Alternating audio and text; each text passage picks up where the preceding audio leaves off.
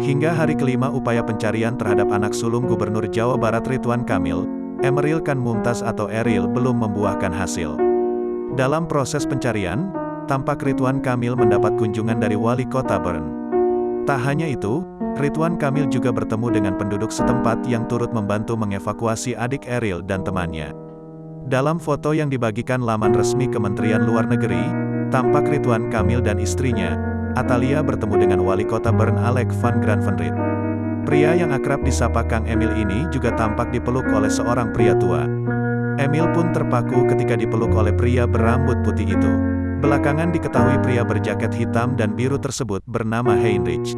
Heinrich merupakan penduduk Bern yang saat kejadian menyelamatkan adik Eril dan temannya yang nyaris hanyut.